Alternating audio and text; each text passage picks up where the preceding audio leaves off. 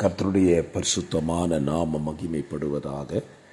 ஆசீர்வாதமான ஒரு நல்ல கால வேளையிலையும் அனுதின மன்னா என்கிற வேத தியானத்தின் வழியாக தினம் ஒரு அதிகாரம் என்கிற வேத தியானத்தை உங்களோடு கூட பகிர்ந்து கொள்வதில் மிகுந்த சந்தோஷம்.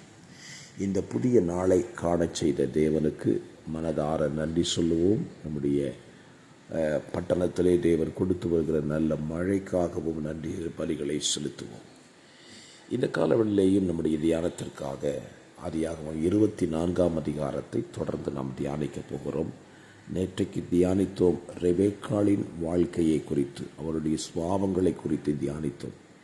இன்றைக்கு ஸ்தோத்திரம் ரெபெக்காளுடைய குடும்பத்தாருடைய அந்த ஸ்தோத்திரம் நல்ல அணுகுமுறையை குறித்து நாம் சிந்திக்கப் போகிறோம். இப்பொழுது எலியேசர் ஆபிரகாமுடைய வீட்டு வேலைக்காரன் ஸ்தோத்திரம் பெத்துவேலுடைய வீட்டுக்கு வருகிறார். அங்கே அவர்கள் அவனை கண்டபோது சொன்ன ஒரு வார்த்தை பாருங்கள், அதனுடைய 31ஆம் வசனம். அப்பொழுது அவன், கர்த்தரால் ஆசீர்வதிக்கப்பட்டவரே உள்ளே வாரும், நீர் வெளியே நிற்பானேன், உமக்கு வீடும் ஒட்டகங்களுக்கு இடமும் ஆயத்தம் பண்ணியிருக்கிறேன் என்று சொன்னான். பாருங்க, இந்த வார்த்தை யார் சொன்னா அப்படின்னா ரெபெக்காளுடைய சகோதரன் லாபான் இந்த வார்த்தையை சொல்லுகிறான். அவன் என்ன சொல்லுகிறான்? கர்த்தரால் ஆசீர்வதிக்கப்பட்டவரே உள்ளே வாரும். இந்த மனுஷனை அவங்க சந்திக்கிற வரைக்கும் இந்த குடும்பம் கர்த்தரை அறிந்த குடும்பமாக தான் இருந்திருக்க வேண்டும். ஏனென்றால் சேத்தின் சந்ததி அல்லவா, இவர்கள் தேவனை தொழுது கொண்ட சந்ததி. ஆகவே கர்த்தரை அவர்கள் அறிந்ததினாலே கர்த்தரை உயர்த்தி தங்களுடைய வாழ்க்கையை சொல்லுகிறார்கள். கர்த்தரால் ஆசீர்வதிக்கப்பட்டவரே உள்ளே வாரும் என்று அழைக்கிறார். ஸ்தோத்திரம். இன்றைக்கும் நம்முடைய வீடுகளிலே நாம் இந்த வசனத்தை பயன்படுத்துகிறோம் என்றால் தேவனை அறிந்ததினால் நாம் இந்த வார்த்தைகளை சொல்லி கர்த்தரை மகிமைப்படுத்துகிறோம். தொடர்ந்து அந்த குடும்பத்தை குறித்ததான ஒரு வார்த்தையை நீங்கள் படிக்கலாம். இப்பொழுது எலியேசர் அந்த குடும்பத்தோடு கூட பேசுகிறார். ஸ்தோத்திரம். தன்னுடைய வந்த நோக்கத்தை குறித்து பேசுகிறார். அவர்கள் அவனுக்கு முன்பதாக ஆகாரங்களை வைக்கிறார்கள், புசிக்கும்படியாய் சொல்லுகிறார்கள். அவன் சொன்ன ஒரு நல்ல வார்த்தை பாருங்க. இன்றைக்கு அப்படிலாம் இன்றைக்கி திருமண காரியங்களில் நடக்கிறதில்லை. ஸ்தோத்திரம். ஒரு பெண் வீட்டுக்கு போனவர்கள் பெண் வீட்டார் வைக்கிற எல்லாவற்றையும் சாப்பிடும்படி நினைக்கிறார்கள். ஆனால் இங்கே பாருங்கள், எலியேசர் சொல்கிறான், நீங்கள் வச்சதை நான் சாப்பிடணுன்னா நான் வந்த நோக்கத்தை நிறைவேறாத வரைக்கும் நான் ஒன்றையும் புசிப்பது இல்லை என்று சொல்லுகிறார். ஸ்தோத்திரம். நல்ல ஒரு அனுபவம்.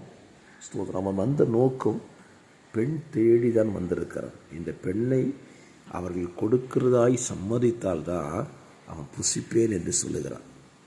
என்னை கேட்கிற அருமையான கர்த்தருடைய பிள்ளைகளே, இன்றைக்கும் பலருடைய குடும்பங்களுக்குள்ளே போய் இப்படிப்பட்ட தீமையான ஸ்தோத்திர அணுகுற முறைகளை கடைபிடிக்கிற அநேகம் பேர் இருக்கிறார்கள். ஸ்தோத்திரம். அப்படி இருக்கக்கூடாது. நாம் வந்த நோக்கம் நிறைவேறாமல் நாம் எதையும் செய்யக்கூடாது. கர்த்தர் நல்லவர். அப்படியே அவர்கள் இந்த காரியத்தை பேசுகிறார்கள். ஸ்தோத்திரம். அப்பொழுது தான் ஸ்தோத்திரம் லாபான பெத்துவேலும் சேர்ந்து ஒரு வார்த்தை சொல்கிறாங்க பாருங்கள். 50ஆம் வசனத்தில், இந்த காரியம் கர்த்தரால் வந்தது, நாங்கள் உமக்கு நலம் போலம் ஒன்று சொல்லக்கூடாது என்றார்கள். என்ற காரியம்? ஈசாக்குக்கு பெண் தேடி சரியான இடத்துக்கு வந்து ஜெபத்தை கேட்டு கிரியை செய்கிற இந்த காரியம் கர்த்தரால் வந்தது. நான் உண்மையிலே சொல்லுவேன், கர்த்தரால் வரக்கூடியது அது பெரிய ஆசீர்வாதம். இன்றைக்கு கர்த்தரால் வந்தது என்று பத்திரிகையிலே போடுகிறார்கள். ஆனால் அது கர்த்தரால் வந்ததா என்று யோசிக்க வேண்டும். இவர்களாக சேர்ந்து ஒரு முடிவெடுத்து ஒரு காரியத்தை செய்துவிட்டு இது கர்த்தரால் வந்தது என்று சொல்லி கொண்டிருக்கிறார்கள். ஆனால் இந்த குடும்பத்தில் பார்க்கும் பொழுது அவர்கள் எந்த முயற்சியும் ரெபெக்காளுக்கு எடுத்ததாக தெரியவில்லை. ஆனால் தேவன் காரியத்தை வாய்க்க பண்ணின பொழுது அதை அப்படியே ஏற்றுக்கொள்ளுகிறார்கள். இந்த காலவெளியிலேயும் நான் உங்களுக்கு சொல்லுவேன், தேவன் ஏற்படுத்தி கொள்ளுகிற காரியத்தை அப்படியே ஏற்றுக்கொள்ளுகிற நல்ல மனப்பக்குவத்தை பரலோகத்தின் தகப்பன் நமக்கு இந்த நாளிலே தருவாராக. சூத்திரம். இந்த அதிகாரத்தில் தொடர்ந்து நீங்கள் தியானிக்க முடியும். எலியேசர் வந்த தீர்மானம் நிறைவேறுகிறது. ரெபெக்காள் இந்த வேலைக்காரனோடு கூட புறப்பட்டு போக சம்மதிக்கிறார். ஸ்தோத்திரம். அதிகாரத்தின் முடிவில் நீங்கள் பார்த்தீங்கன்னா, தனக்காக பெண் தேடும்படி போயிருக்கிற அந்த எலியேசர் அல்லது அந்த வேலைக்காரனுடைய வருகை அல்ல, ஈசாக்கினுடைய ஒரு நல்ல சுபாவம் பாருங்க. அவன் சாயங்கால வேளையில் தியானம் பண்ண வெளியே போயிருந்தான் என்று இடத்துல எழுதப்பட்டிருக்கிறது. 63ஆம் வசனம், ஈசாக்கு சாயங்கால வேளையிலே தியானம் பண்ண வெளியிலே போயிருந்தான் அப்படின்னு சொல்லப்பட்டிருக்கு. அவன் எதை தியானித்திருப்பான்? கர்த்தரையும் கர்த்தருடைய வழிகளையும் அவன் தியானித்திருக்க வேண்டும். ஆகவே இந்த காலவேளையிலையும் வேத தியானம் என்பது நமக்கு ரொம்ப ரொம்ப அவசியம். வேதத்தை தியானிங்க, வாசிக்கிறீங்க. எல்லாருமே தியானிக்கிறது எவ்வளவு நல்லது தெரியுமா? தியானிக்கும் பொழுது தான் நம்முடைய இருதயத்தில் அனல் உண்டாகும்.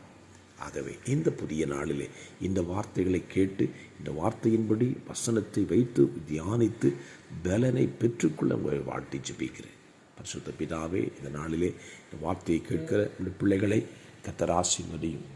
தேவ கிருபை, தேவ சமாதானம் உண்டாயிருக்க வேண்டுமாய் ஜெபிக்கிறேன். காத்துக்கொள்ளும், பலப்படுத்தும். இயேசுவின் நாமத்தில் ஜெபிக்கிறேன் நல்ல பிதாவே. ஆமென், ஆமென், ஆமென்.